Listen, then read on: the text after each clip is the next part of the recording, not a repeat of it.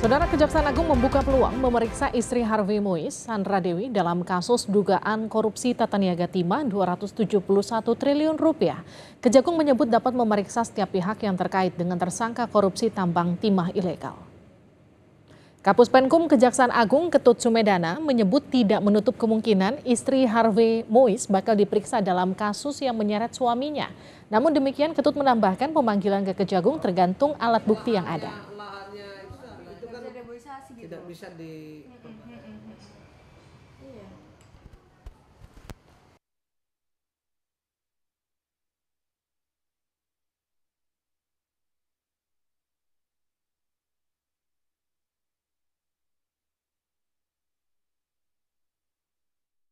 Tapi sepanjang penyidik membutuhkan untuk membuat terang suatu perkara pokok dulu saya bicara ya, itu akan siapapun bisa dipanggil. Dan termasuk tadi istrinya, tidak betul pun akan dipanggil, akan diklarifikasi lagi. Gitu, ya, semua tidak ada yang tidak mungkin sepanjang ada fakta hukumnya, ada alat bukti yang mengarah ke sana, ya pasti kita akan periksa. Karena kita akan membuat terang suatu perkara terus clear semuanya.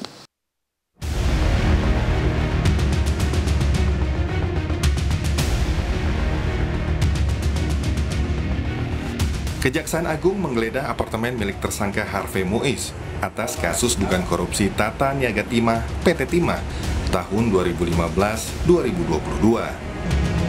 Selain sejumlah dokumen dan barang elektronik, dalam penggeledahan di kawasan Kebayoran Lama, Jakarta Selatan ini, Kejagung menyita 2 mobil mewah milik Harvey Mois. Kedua mobil mewah ini yang disita yaitu Rolls Royce seri Ghost Extended dan Mini Cooper seri Countryman, di mana masing-masing ditaksir memiliki harga 25 miliar rupiah dan 1,5 miliar rupiah.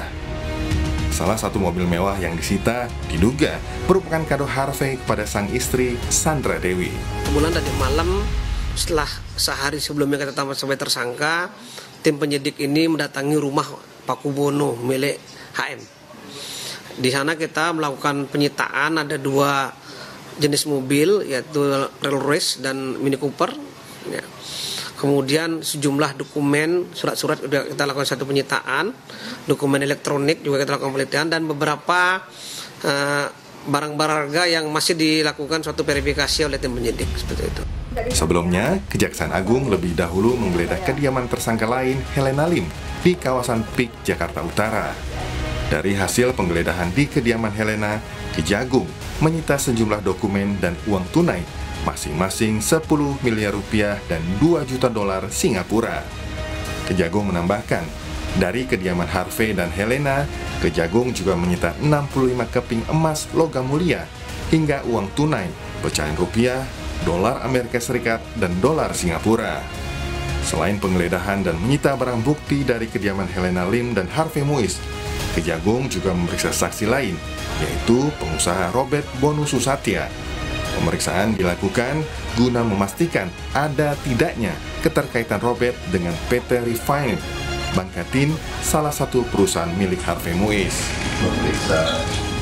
Memanggil dan memeriksa saudara LPS sebagai saksi.